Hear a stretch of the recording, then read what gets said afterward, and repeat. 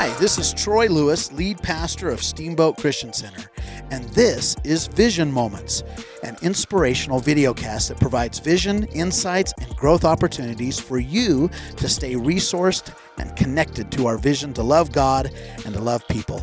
Can't wait for you to hear today's episode.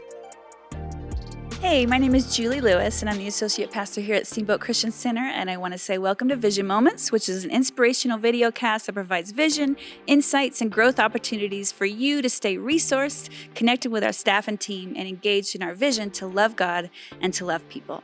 So as you may know, I play the piano. My sister and I both started piano lessons at a young age, and I had some great teachers along the way. And I studied all classical music, 100% classical music, and I went to college at Texas Christian University. And when I got to TCU, I was crazy privileged to be able to study under a man named John Owens. Now, this guy was a piano-playing genius. He had the most beautiful touch.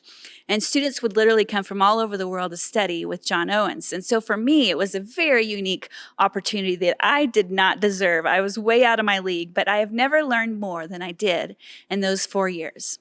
But John Owens loved Beethoven piano sonatas. And I don't know if you know anything about Beethoven, but he wrote 32 piano sonatas, each of them 3 to 4 movements. So each one on paper is about 25 to 35 pages.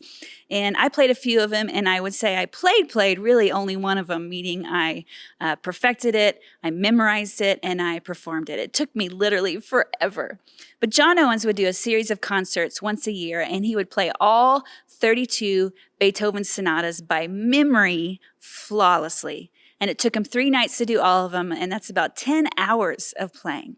And so needless to say, I learned so much from this guy. And as I look back on my time with John Owens, it's funny. There's one thing that I remember him saying to me that sticks out so much, and I still remember it to this day, and I think about it all the time.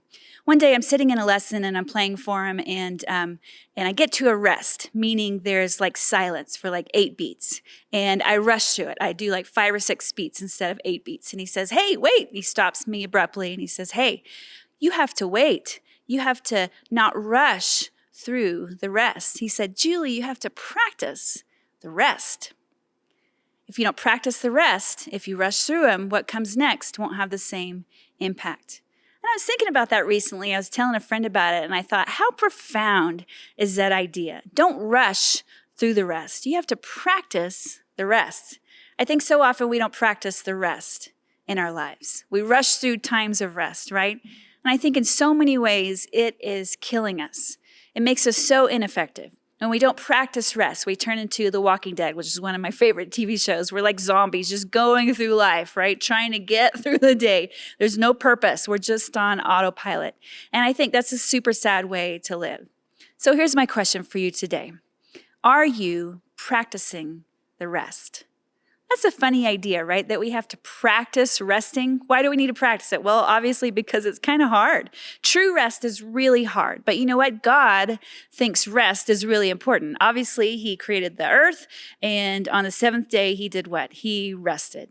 Jesus himself rested 7 big times in his earthly ministry. And the word rest is in the Bible 275 times. So rest is a big deal to God, but we do have to practice it.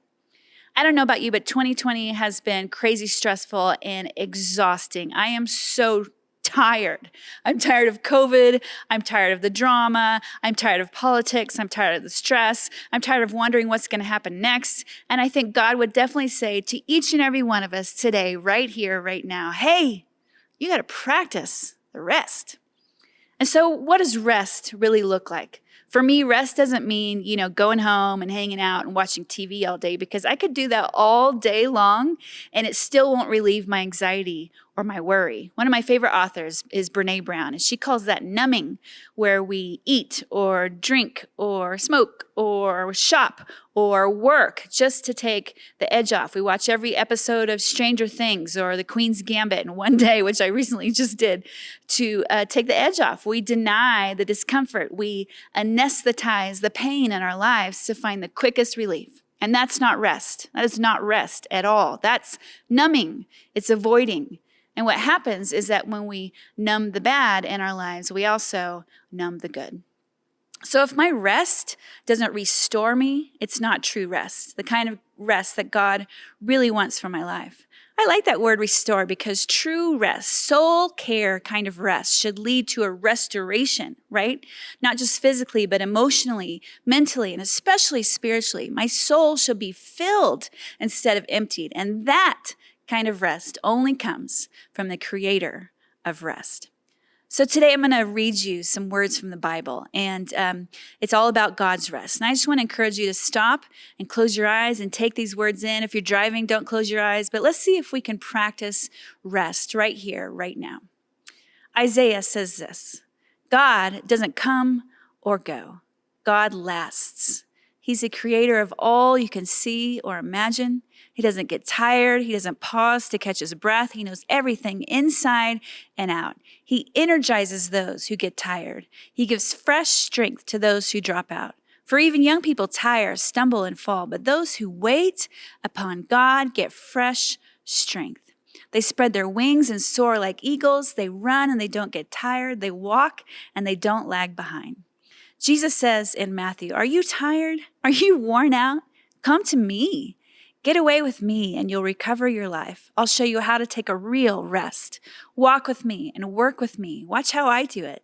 Learn the unforced rhythms of grace. I won't lay anything heavy or ill-fitting on you. Keep company with me and you'll learn to live freely and lightly." Wow, I don't know about you, but that took about 60 seconds. And man, just hearing those words has brought rest to my soul. I feel right now more full than I do empty.